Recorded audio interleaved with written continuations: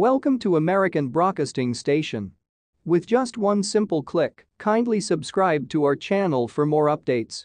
New satellite imagery show thousands of Russian troops build up in Belarus. This raises concerns whether another incursion into Ukraine from the north is imminent of Moscow.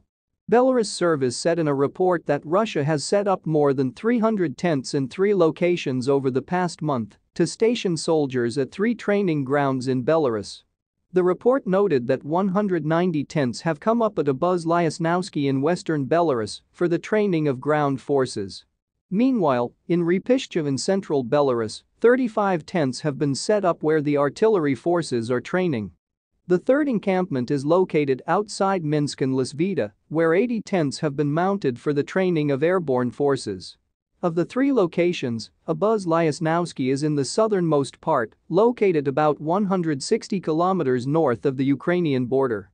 Hundreds of military equipment including trucks and some howitzers had also arrived at the bases.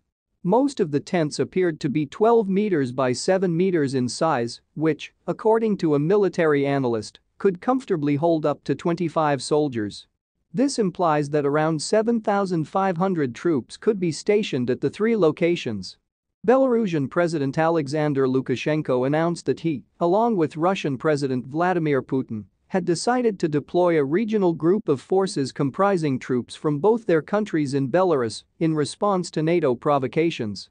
Although Moscow did not specify how many of its troops would be deployed in Belarus or what its real purpose was, the Belarusian Defense Ministry said under 9,000 Russian troops would be stationed in the country as part of a regional grouping of forces to protect its borders.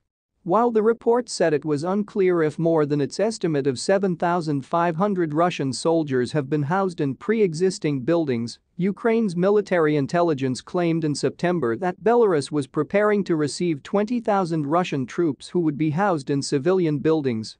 Belarus started distributing weapons to its civilian defense personnel and began training the population in carrying out evacuation drills and preparing shelters in mid-October.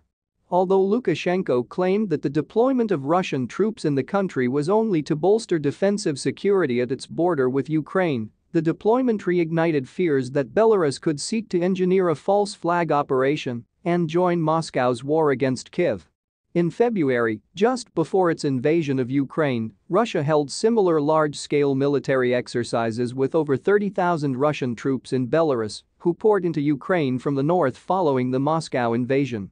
Kindly subscribe for more updates.